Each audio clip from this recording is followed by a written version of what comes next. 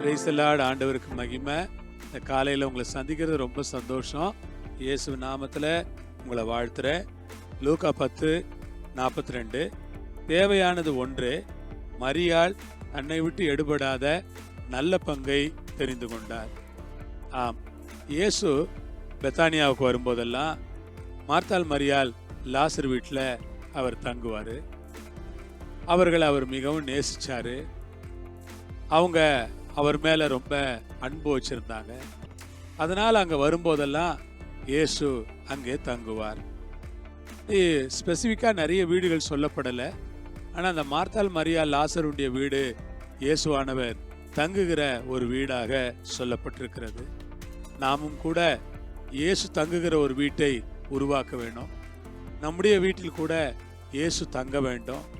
இயேசுவன் தங்குவாரானால் நம்முடைய வீடு எவ்வளவு ஆசீர்வாதமாக இருக்கும் என்று நான் யோசித்து பார்க்கிறேன். ஆகவே இயேசு தங்குகிற வீடாக உங்கள் வீடு இருக்க வேண்டும் என்று நீங்கள் ஜெபியுங்கள். இயேசு தாமே உங்கள் வீட்டில் வந்து தங்கி உங்கள் வீட்டை ஆசீர்வதித்து அருள்வாராக. ஆண்டவருக்கு ஸ்தோத்திரம், மகிமையும் கனம் உண்டாவதாக. ஸ்தோத்திரம். பாருங்க, தேவையானது ஒன்று. அங்க என்ன தேவை இருக்கு அப்படின்னா, தேவையானது ஒன்று தான்.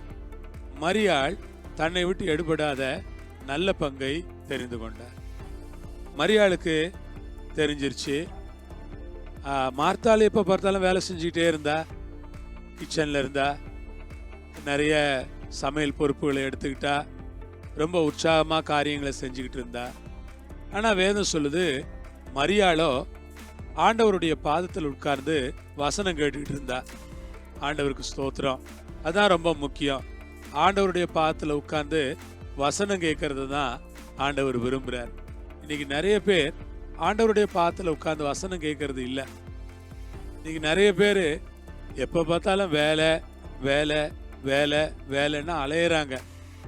ஓவர் டைம் பார்க்குறேன், அங்கே வேலை இருக்குது, இங்கே வேலை இருக்குது, அந்த வேலை இருக்குது, இந்த வேலை இருக்குது, ஒரு முக்கியமான வேலை இருக்குது, ஒரு நண்பரை சந்திக்க வேண்டியது இருக்குது, உறவினர்களை போய் பார்க்க வேண்டியது இருக்குது.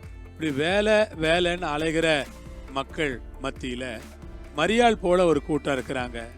அவங்க ஆண்டவருடைய பாதத்தில் உட்கார்ந்து அவருடைய வசனத்தை கேட்குறாங்க. ஆமேன். இந்த நேரத்தில் நான் சொல்கிறேன், எவ்வளவுக்கு எவ்வளவு வசனம் கேட்குறோமோ அவ்வளவுக்கு அவ்வளவு ஆவிக்குரிய வாழ்க்கையில் நாம் பலசாலிகளாக இருப்போம். எவ்வளவுக்கு எவ்வளோ வசனம் கேட்குறோமோ அவ்வளவுக்கு அவ்வளவு நாம் திடனுள்ளவர்களாக இருப்போம். எவ்வளவுக்கு எவ்வளோ வசனம் கேட்குறோமோ அவ்வளவுக்கு அவ்வளவு நாம் ஆண்டவருடைய கிருபையில் பலப்பட்டவர்களா இருப்போம். அப்படி வசனம் கேட்டதுனால தான் மரியாளுடைய வாழ்க்கையில் சகோதரன் மரிச்சு போன பிறகு கூட விசுவாசமாக இருந்தா இயேசு உயிரோடு எழுப்புவார்னு.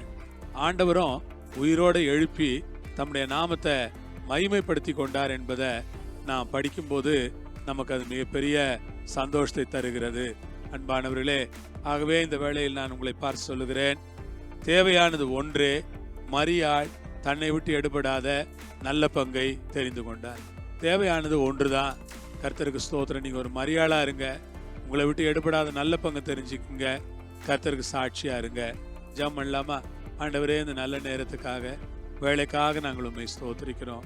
இயேசுவின் கரங்களில் எல்லாவற்றையும் முழுவதுமாக ஒப்பு கொடுக்கிறோம்.